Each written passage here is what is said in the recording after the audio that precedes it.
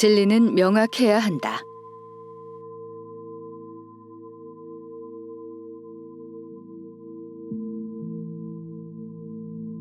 진리는 일몰과 일출처럼 눈으로 볼 수 있어야 하고 살아있어 증명되어야 한다. 눈으로 확인되지 않는 가르침은 더는 진리가 될 수 없다. 해설.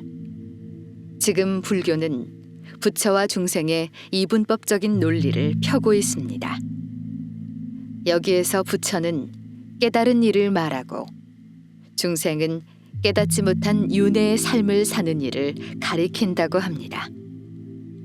이것을 전제로 할 때 소와 돼지 같은 가축은 깨달을 수가 없어서 부처가 되지 못하고 인간도 깨닫지 못하면 짐승처럼 중생의 삶만을 살 뿐이라는 논리입니다. 그런데 도대체 어떻게 해야 부처가 되는지 깨달음의 방법론에 대해 현 불교에서는 명확한 답이 없고 막연할 뿐입니다. 말하자면 깨달음 말만 하고 있을 뿐 진짜 깨달음인지 무엇인지 분명하지 않습니다. 그러니 불자들의 가슴이 얼마나 답답하겠습니까? 일전에 학식이 있는 한 분이 찾아와서 자신의 심정을 제게 토로한 적이 있었습니다. 그의 이야기는 이랬습니다. 그가 한 유명한 선지식을 찾아가서 이렇게 물은 적이 있었다고 합니다. 스님, 깨달음이란 도대체 무엇입니까? 30년 동안 경을 배우고 수없는 선지식을 친견하고 내 키높이만큼 사경했는데도 아직도 깨달음이 무엇인지 도무지 모르겠습니다.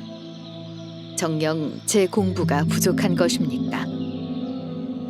그런데 돌아온 스님의 대답에 기가 막혔다고 합니다.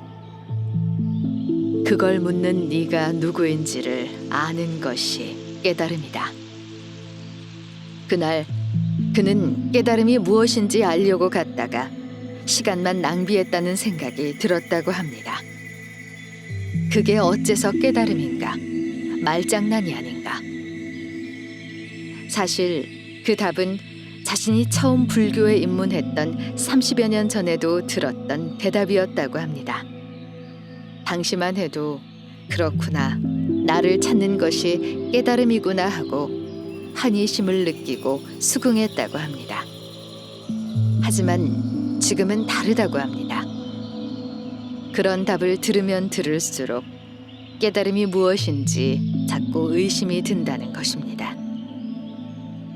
30여 년 전 자신이 던진 깨달음이란 무엇입니까? 라는 질문에 대한 답이나 30년 후에 지금 들은 답이 여전히 똑같다면 애써 불교 공부할 이유가 있을까라는 생각마저 들었다고 합니다.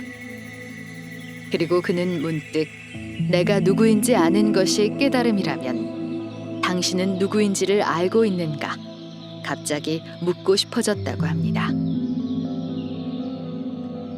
나는 그의 말을 듣고 이렇게 말했습니다. 그래, 그래서 자신이 누구인지를 찾았는가? 지금 그대가 누구인지 가르쳐 줄까? 그대의 이름이 바로 그대이고 부모님이 바로 그대의 연기이다. 내가 누구인지를 찾는 것이 깨달음이라면 공부할 필요가 없다. 진리는 명확해야 한다. 그의 얼굴이 갑자기 밝아졌습니다. 이렇듯 지금 한국 불교는 깨달음의 실체조차 모르면서 자나깨나 깨달음에만 집착하고 있습니다.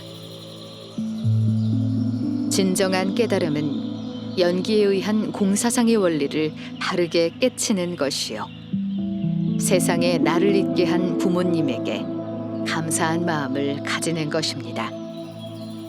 이제 종교도 바뀌어야 합니다. 한참 시대에 뒤떨어진 선적인 어구에 집착하는 것은 부처가 되는 길이 아닙니다.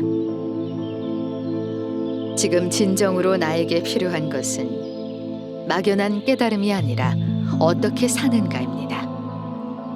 세상은 연기와 공사상의 원리에 의해 움직입니다. 여기에서 연기는 곧 인간관계입니다. 내가 좋은 인연을 만나 좋은 인연을 만들면 그로 인해 자유와 기쁨과 행복을 얻을 수 있다는 것입니다. 부처는 따로 있는 것이 아니라 연기와 공의 원리를 깨치면 누구나 부처가 될 수 있습니다.